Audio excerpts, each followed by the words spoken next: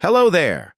Today we're set to embark on an enthralling journey as we take a nostalgic trip back in time to explore the legendary TV series Knight Rider.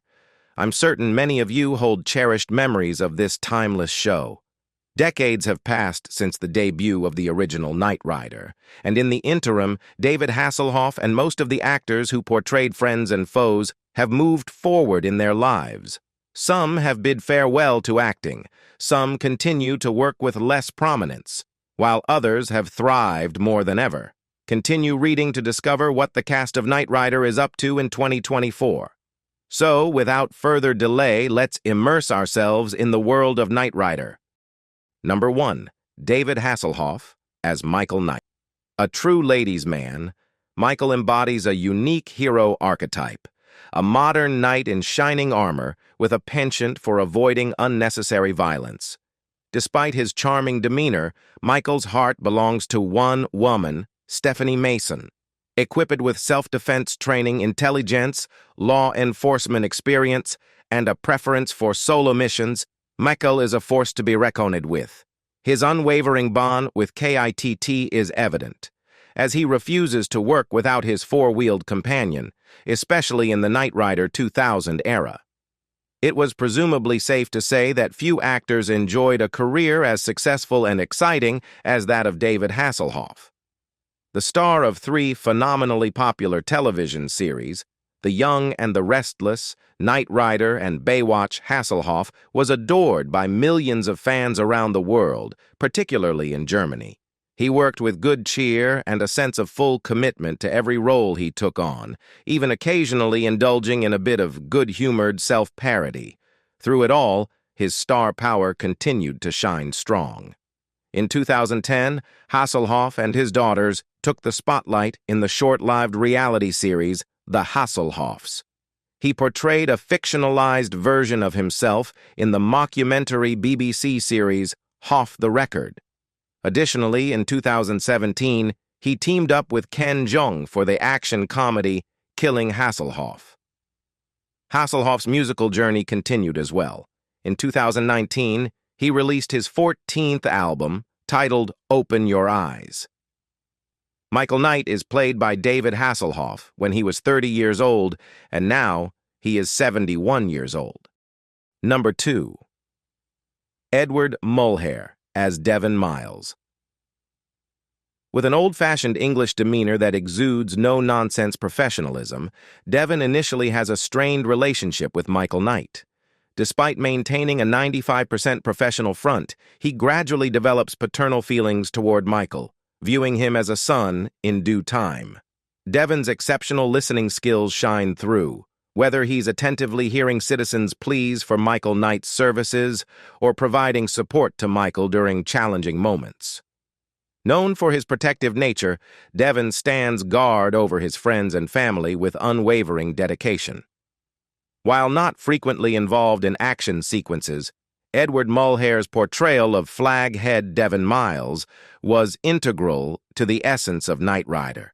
Devon plays a pivotal role in bringing Michael Long into Flag, orchestrating his transformation into Michael Knight, overseeing the development of Kit, and recruiting other key Flag assets. Although Miles and Knight initially harbor a mutual dislike in the early stages of Knight Rider, the series unfolds to reveal a paternal bond developing between the older Englishman and the hero. Edward Mohair's acting career spans approximately 40 years before Knight Rider. Among his notable classic roles, he portrayed Captain Costanzo in the 1965 World War II adventure film Von Ryan's Express and the poltergeist Captain Daniel Gregg in the 1968-70 sitcom The Ghost and Mrs. Muir. Devon Miles was played by Edward Mohair when he was 59 years old. Sadly, as a heavy smoker, he died of lung cancer on 24 May 1997, aged 74, at his home in Van Nuys, California. Number 3. Richard Basart as Wilton Knight. Wilton Knight, a self-made billionaire and the visionary behind the Foundation for Law and Government, was brought to life by Richard Basart, who also lent his voice to the show's opening narration. Firmly believing in the power of individual impact, Wilton frequently espoused the mantra, One man can make a difference. This philosophy underscored his conviction that every person's contributions, particularly in the pursuit of the greater good, held the potential to bring about positive change. He entered film by way of Broadway in 1947, making his mark in the gritty He Walked by Night and proving his versatility in several international productions, notably Federico Fellini's poignant masterpiece, La Strada. He garnered secondary fame as the star of the Irwin Allen-produced Voyage to the Bottom of the Sea, playing a submarine captain. Basart's second wife was actress Valentina Cortese. Wilton Knight was played by Richard Basart when he was 68 years old. Sadly, Basart died in Los Angeles on September 17, 1984, following a series of strokes. He was 70 years old. Number 4. Patricia McPherson as Bonnie Barstow.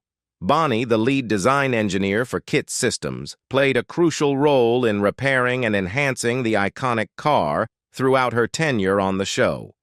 Known for her assertive and sometimes bossy demeanor, Bonnie had a knack for joking with Michael and prioritizing KIT in her daily life. Despite living alone in her apartment, she managed to balance her responsibilities by even going back to college for a while. Bonnie's mechanical prowess shone through as she contributed some of KITT's most remarkable features in the series. Throughout most of Knight Rider, Patricia McPherson portrayed Dr. Bonnie Barstow, serving as KITT's lead technician and a romantic interest for Michael Knight. Bonnie played a crucial role in repairing KITT between missions and frequently admonished Knight for his lack of carefulness with the vehicle. Although Dr. Barstow disappeared in Knight Rider's second season, she made a comeback in the third season. The storyline explained her absence as Dr. Barstow continuing her graduate studies, but according to Nick Nugent's The Knight Rider companion, both fans and fellow cast members advocated strongly for McPherson's return. After Knight Rider's finale in 1986, McPherson's acting opportunities became increasingly sporadic. She took on mostly minor roles in other TV series such as MacGyver, Matlock, and Star Trek: The Next Generation. Her last credited role was in a 2009 episode of the sci-fi series Warehouse 13. While she's no longer active in TV acting, McPherson remains in the public eye. In recent years, she has transitioned into environmental activism.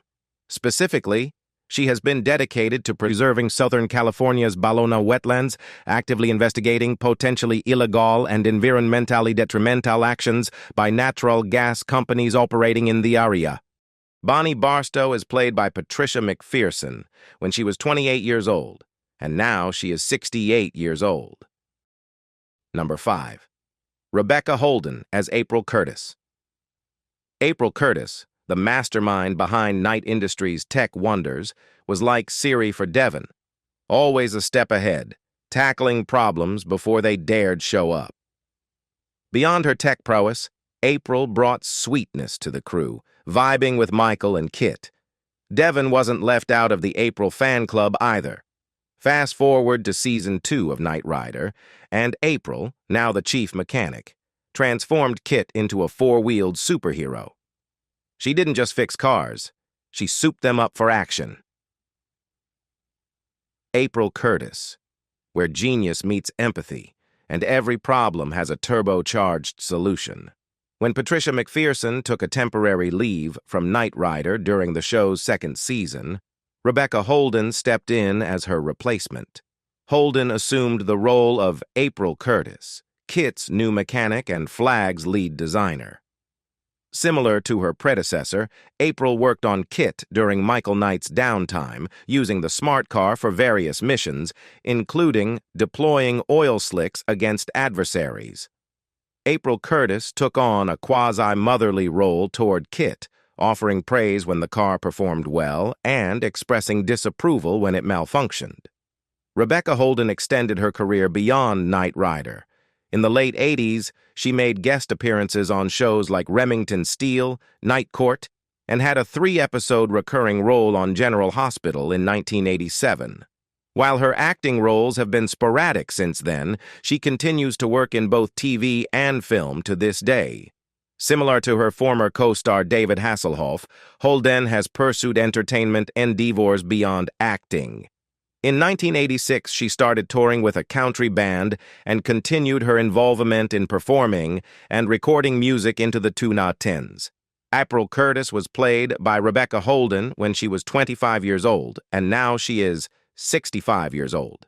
Number 6. Peter Parros as Reginald Cornelius III, a.k.a. RC3. RC3, the prankster with a heart of gold, clicked with the Knight Rider crew, Michael, Devon, Bonnie, and Kit.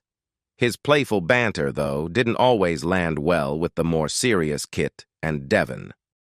But RC3 had his own saga, a season-long quest to revive a rusted, possibly perilous motorbike. Devon, not a fan of the two-wheeled project, endured it with a raised eyebrow. Yet everything comes full circle in episode 421, Voodoo Night, when the bike meets its demise. Devon? Well, he couldn't have been happier. Reginald Cornelius III, also known as RC3, becomes a part of Flag's team in Knight Rider's fourth and final season, portrayed by Peter Parros. RC3 initially starts as a Chicago vigilante, using a fake assault rifle to intimidate criminals.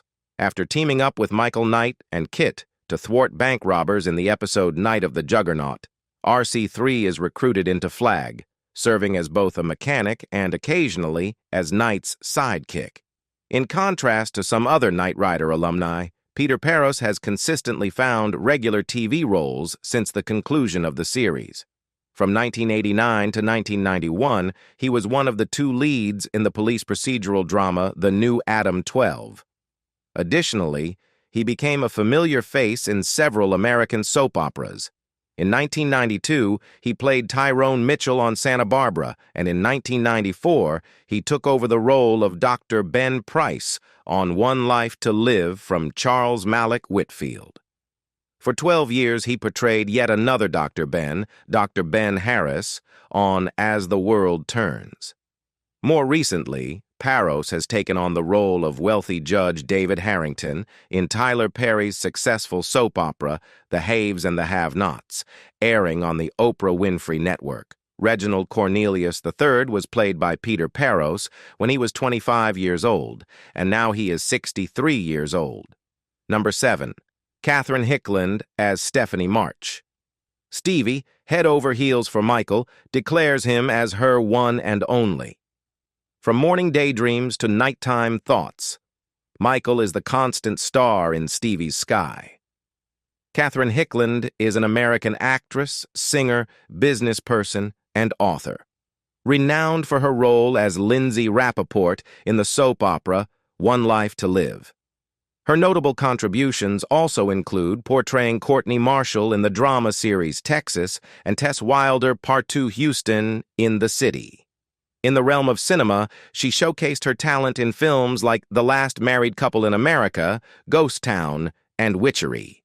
Hickland has an extensive portfolio in television films as well. Beyond her screen presence, Hickland has graced the stage in theatrical productions such as Les Miserables and Run for Your Wife. Currently, she has ventured into entrepreneurship, managing her own cosmetics line, Cat Cosmetics. On a personal note, the American actress and entrepreneur have experienced 4 marriages.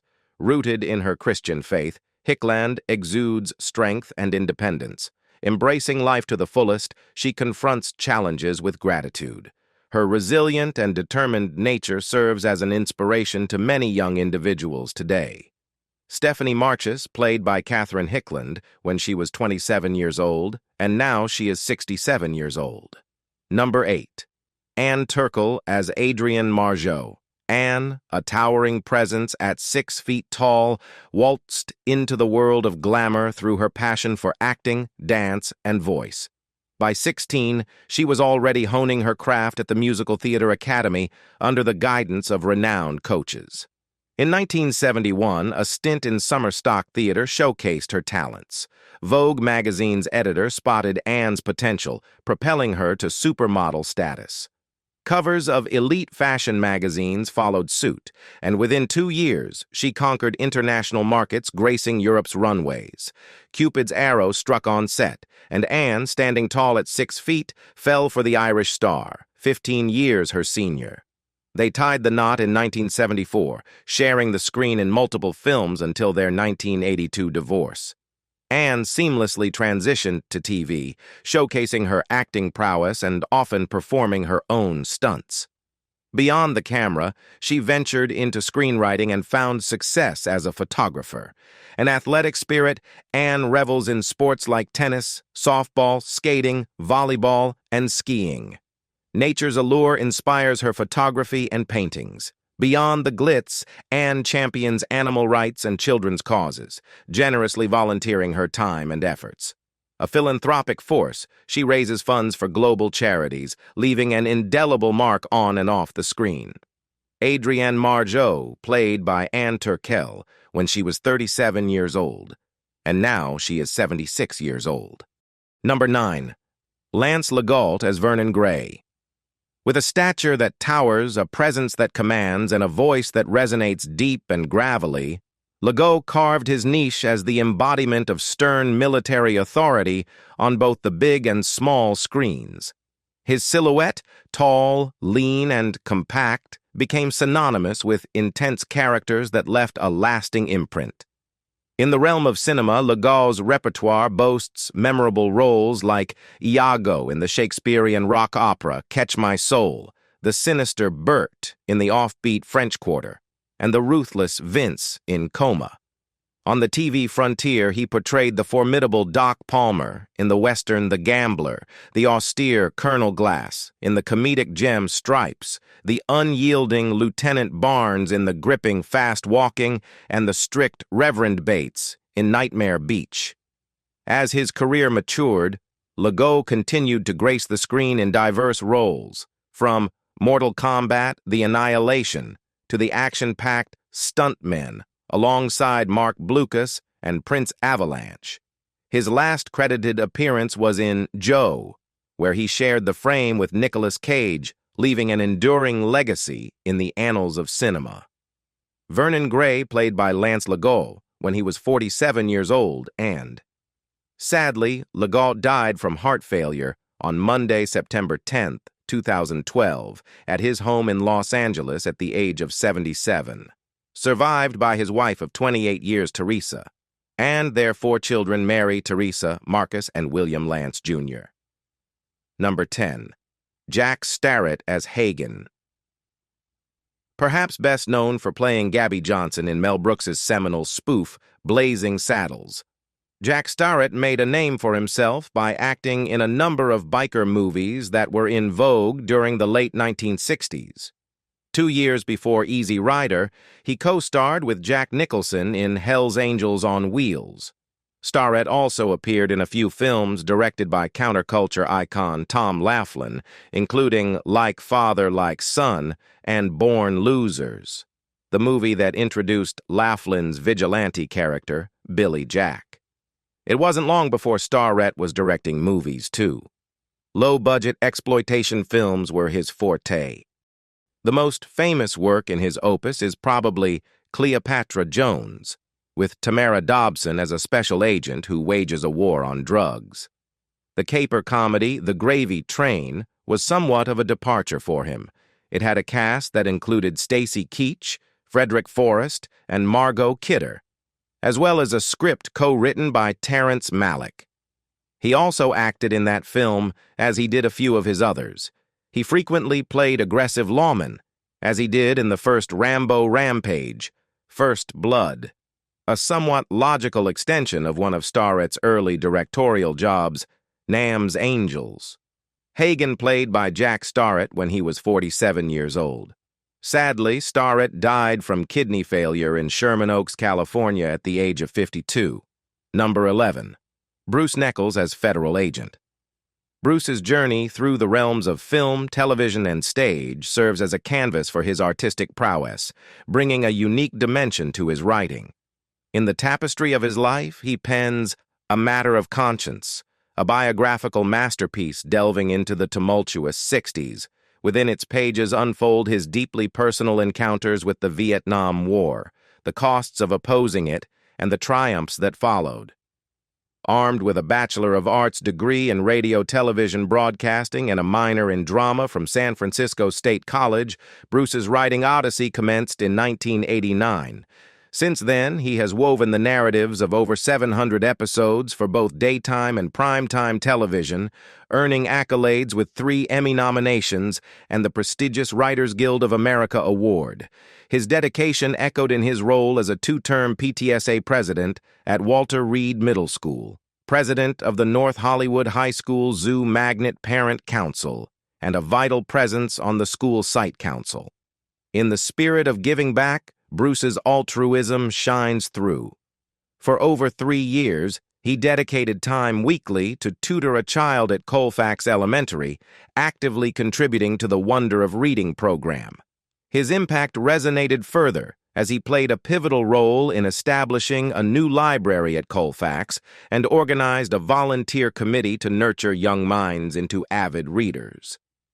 For his sustained volunteer service, Bruce was honored with the prestigious President's Volunteer Service Award. Bruce is married to Wendy Neckles, a former television director now working in real estate for Dilbeck Real Estate. They have a 25-year-old daughter, Erin, and all happily reside in Studio City, California. Federal Agent was played by Bruce Neckles when he was 38 years old, and now he is 79 years old. As we reflect on the incredible journey of the Knight Rider show cast from 1982 to 1986, witnessing their growth and transformations, it's evident that the bond forged during those years has left an enduring legacy. From thrilling highway pursuits to heartwarming moments, these actors brought the California Highway Patrol to life. Their stories continue to resonate with fans around the world. As we explore their then and now, we celebrate the enduring impact of Knight Rider. Thank you for joining us on this nostalgic trip down the California highways with the remarkable Knight Rider of yesteryear.